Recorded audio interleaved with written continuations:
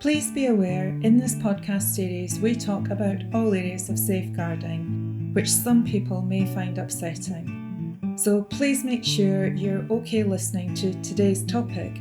Be mindful of those around you, such as children, that you might not want to listen in. Hi, I'm SSS Safeguarding Director Sam Preston. And I'm former head teacher and content author Sara Spinks. Hello and welcome back to Safeguarding Conversations, the podcast from SSS Learning, where we explore the issues shaping safeguarding practice in schools and colleges.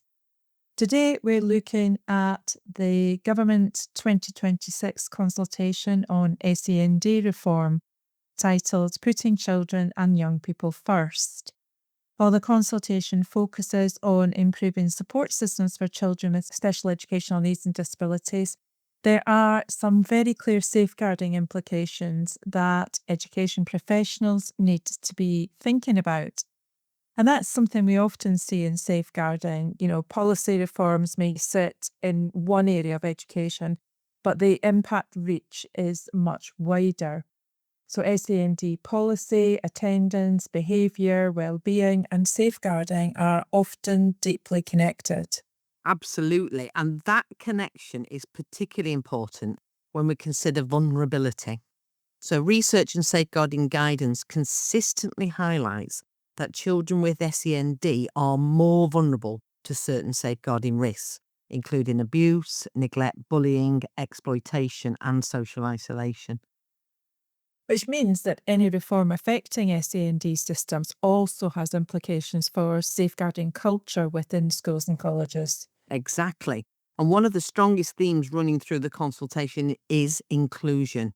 So the reforms emphasise creating education environments where children feel safe, supported and are able to participate fully in school life. And that's interesting, isn't it? Because inclusion is often discussed as an educational goal, isn't it? But here it's being framed in a broader sense. And, from a safeguarding perspective, that makes a lot of sense. Yeah, it really does. And I think when children feel excluded, isolated or unsupported, their vulnerability can increase. So we know that pupils who feel marginalised are sometimes more likely to experience bullying, disengage from education, or struggle with mental health difficulties. And in some cases, that disengagement can make them more vulnerable to exploitation or grooming, particularly if they're spending more time outside structured environments like school. Exactly.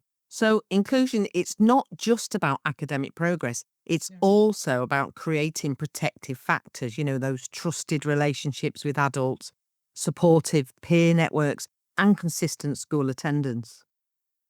Another area of the consultation is seeking to address alternative provision and off-site education, which is, a really important safeguarding area, isn't it? Yeah, it really is. The consultation proposes stronger sort of oversight of the off-site placements, really, clearer accountability when pupils are educated away from their registered school and national standards for alternative provision. And that really matters because children with SEND are disproportionately represented in alternative provision settings. Yeah, and historically, there have been safeguarding concerns where education becomes fragmented across multiple settings. So if a pupil is attending alternative provision part-time or moving between placements, it can sometimes become less clear who holds those safeguarding responsibilities. Which obviously creates potential risks around visibility, and safeguarding systems rely heavily on professionals noticing changes in behaviour, attendance or well-being.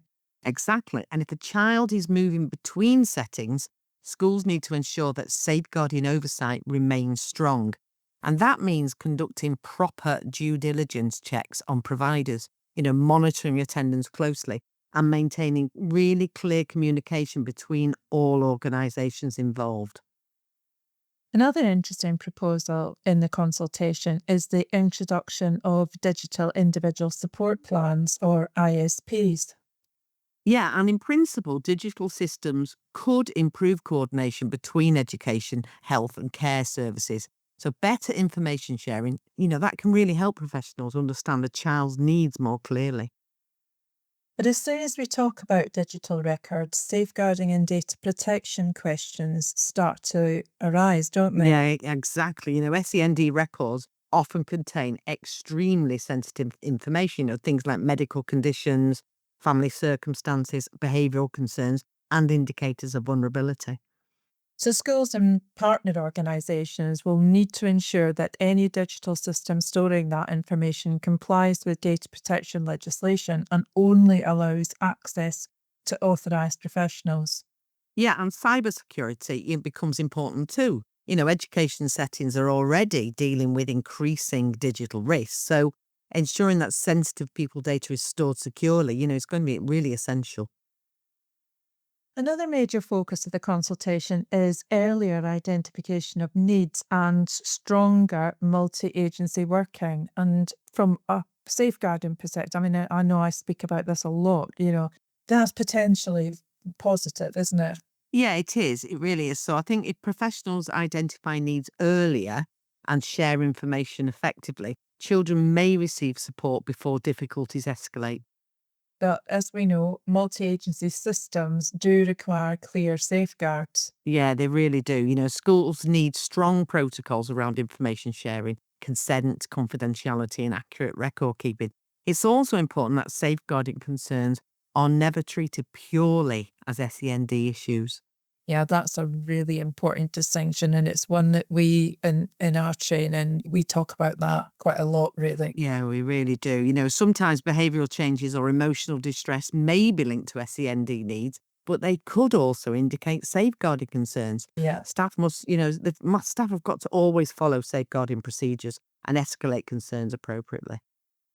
The consultation, it also touches on attendance and exclusion, which again has safeguarding implications, doesn't it, Sarah? Yeah, it really does. Many children with SEND face barriers to attendance, and this might include anxiety, sensory sensitivities, difficulties with social interaction, or unmet learning needs. And persistent absence can increase safeguarding vulnerability. Yeah, exactly. When children are not regularly attending school, they become less visible to professionals who might otherwise notice emerging concerns. That's why schools need to look at attendance issues through both an educational and a safeguarding lens. So rather than relying solely or heavily on sanctions, schools should consider whether underlying needs are being properly supported. Yeah, and addressing those needs early can improve both attendance and well-being. So the final area highlighted in the consultation is governance and accountability, isn't it? Yeah, and I think this is particularly relevant for governing bodies and trust boards. The proposals strengthen expectations around the oversight of SEND provision. So from a safeguarding perspective, for me, that means governors will need to monitor patterns, such as exclusions, pupil movement between schools, use of alternative provision, and SEND related complaints.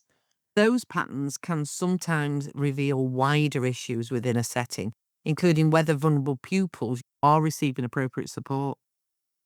So effective governance becomes an important safeguard in itself, doesn't it? Exactly. Yeah, and it helps ensure that vulnerable children remain visible and that schools are accountable for the support that they provide.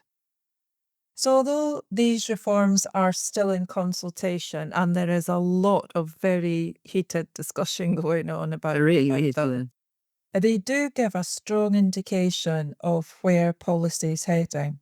Yeah, and I think the key message for schools and colleges is that SEND support and safeguarding cannot be separated.